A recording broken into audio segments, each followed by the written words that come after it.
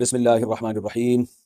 قربانی کے مسائل سے متعلق آج ارادہ ہوا کہ ان مسائل سے متعلق کلپ ریکارڈ کلپ ریکارڈ کروا دیا جائے اور لوگوں کو قربانی کے بیسک مسائل بتائے جائیں۔ لوگ بہت زیادہ جو سوالات پوچھتے ہیں تو اس پہ میں نے کچھ اشارے لکھ لیے اپنے سامنے، تاکہ جو سوال بہت زیادہ پوچھے جاتے ہیں میں ان کے بارے میں ریکارڈ کروا دوں۔ تو میں انشاءاللہ یہ جو قربانی ہے اس کے بالکل شروع سے لے کے آخر تک ترتیب سے کوشش کرتا ہوں کہ مسائل بیان کروں، اور جو مسائل بہت زیادہ پوچھے جاتے ہیں اللہ تعالیٰ سے دعا ہے کہ وہ سارے آ جائیں۔ تو پہلا سب سے بڑا مسئلہ یہ ہے کہ قربانی واجب کس پر ہے۔ قربانی واجب کس پر ہے؟ لم سم عوام کی سہولت کے لیے ایک نصاب بیان کرتا ہوں جو علماء بتاتے ہیں 52.5 تولہ چاندی، دیکھ لیے گا نیٹ پر۔ تو اتنی مالیت کا کسی کے پاس سونا ہو یا چاندی ہو یا تجارتی مال ہو، تجارتی مال کہتے ہیں وہ سامان جو بیچنے کے لیے آپ نے خریدا ہے، یا کیش رقم ہو، یا یہ کہ ضرورت سے زائد سامان، ضرورت سے زائد سامان کہتے ہیں وہ سامان جو پورے سال بھی استعمال نہ ہوتا ہو۔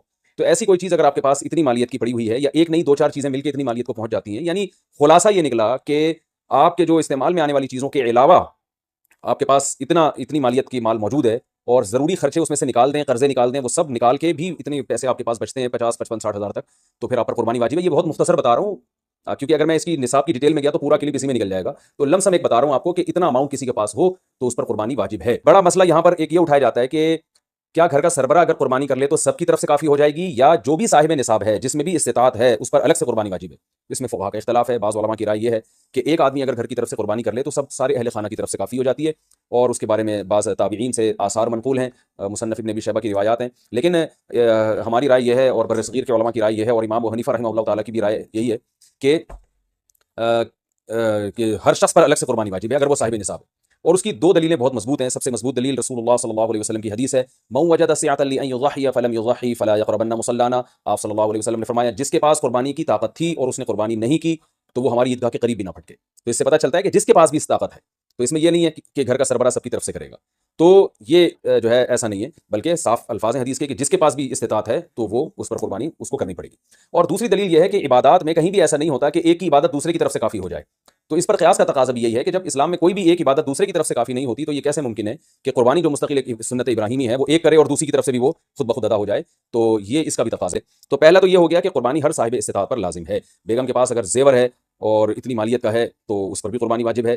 پھر وہ الگ بات ہے کہ اس کی طرف سے میاں اس کی پرمیشن سے کر دے، یعنی واجب تو اس پر ہوگی لیکن ضروری نہیں ہے کہ وہ خود کرے، اس کی طرف سے اس کا میاں بھی کر سکتا ہے اس کی پرمیشن سے، اجازت سے، اور میاں اپنی طرف سے بھی یہ کر دے اور بیگم کی طرف سے بھی یہ کر دے۔ یعنی گھر کے ایک فرد کرے گا اور سب کی طرف سے کافی ہو جائے، یہ نہیں ہے، بلکہ ہر فرد کو الگ کرنی پڑے گی۔ وہ الگ بات ہے کہ اپنے پیسے سے کرنا ضروری نہیں ہے، وہ فرد خود کرے یا کسی سے کروا دے۔ پھر جب کسی سے قربانی کروائے گا تو اس کو پیسے دے، یا جو قربانی اس کی طرف سے کر رہا ہے وہ خود اپنے پیسے استعمال کر لے تو بھی ٹھیک ہے۔ یعنی یہ بھی ٹھیک ہے کہ آپ کے جو ابا ہیں، آپ کے جو والد صاحب ہیں وہ قربانی کر رہے ہیں اور سب بالغ بچوں کی طرف سے کر رہے ہیں، پیسے کسی سے نہیں لے رہے تو بھی ٹھیک ہے، کوئی حرج نہیں ہے۔ یا شوہر بیوی کی طرف سے کر رہا ہے اور پیسے نہیں لے رہا اس سے تو بہت اچھی بات ہے، ایسا نیک شوہر اللہ میاں سب کو دلائے۔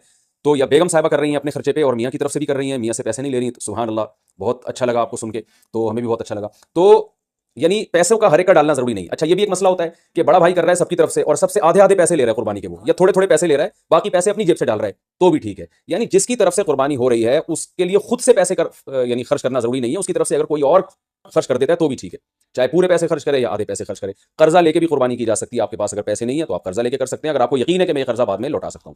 البتہ قرضہ کھا کے قربانی ٹھیک نہیں ہے کہ آپ نے کسی کا قرضہ دینا ہے، وہ مانگ رہا ہے، دروازے پہ کھڑا ہوا ہے، وہ دے نہیں رہا ہے اور آپ اس کے پیسوں سے بکرے کاٹ رہے ہیں، آپ، یہ ٹھیک نہیں ہے، یہ آخرت کے لیے بھی نقصان دہ ہے اور وہ بکرے کے لیے تو نقصان دہ بہرحال ہے ہی ہے۔ تو ایک مسئلہ تو یہ ہو گیا۔ دوسرا مسئلہ یہ ہے کہ قربانی کیا واجب ہے یا سنت ہے؟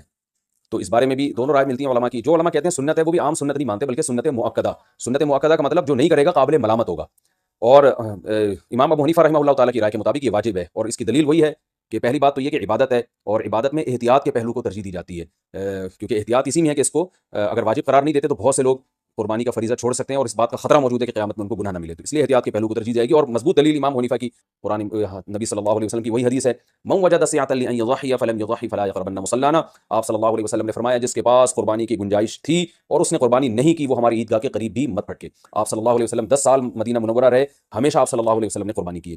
بعض حضرات یہ دلیل دیتے ہیں کہ حضرت ابوبکر اور حضرت عمر نے قربانی نہیں کی اپنے دور خلافت میں، اس سے پتہ چلتا ہے کہ قربانی واجب نہیں ہے۔ تو یہ دلیل اس لیے درست نہیں ہے کہ حضرت ابوبکر اور حضرت عمر رضی اللہ تعالیٰ عنہ مسکین تھے، غریب تھے، اگرچہ مسلمانوں کے خلیفہ تھے، لیکن یہ ان کی ایک کوالٹی تھی کہ اتنے لاکھوں مربع میل کے مالک ہونے کے باوجود وہ پیون زدہ کپڑے پہنتے تھے، تو صاحب استطاعت پہ قربانی واجب ہے۔ یہ دونوں حضرات بڑے تھے مگر قربانی نہیں کی انہوں نے، جیسے کہ روایت میں آتا ہے اس کی وجہ استطاعت نہ ہونا۔ تو استطاعت اگر نہیں ہے تو پھر قربانی لازم نہیں ہے، بلکہ اگر آپ قرضہ لے کے قربانی کرو گے اور خطرہ ہے کہ میں قرضہ ادا نہیں کر سکتا تو پھر تو جائز ہی نہیں ہے آپ کے لیے، کیونکہ دوسروں کا حق دبا کے آپ کے لیے عبادت کو کی بجاوری یہ ٹھیک نہیں ہے۔ اس کی فضیلت کیا ہے قربانی کی؟ رسول اللہ صلی اللہ علیہ وسلم نے ارشاد فرمایا بقرعید کے دنوں میں یا ایام نہر میں اللہ کو جانور کا خون بہانے سے زیادہ کوئی عمل محبوب نہیں ہے، اور ہر بال کے بدلے میں اللہ نیکی عطا فرماتے ہیں۔ یہ قربانی کی بہت بڑی فضیلت ہے، اور اس کی فضیلت آپ علماء سے بیانات میں سنتے ہیں۔ میں بھی چونکہ بہت مختصر جلدی بات کر رہا ہوں تاکہ میں پورے موضوع کو جلدی سے سمیٹ لوں۔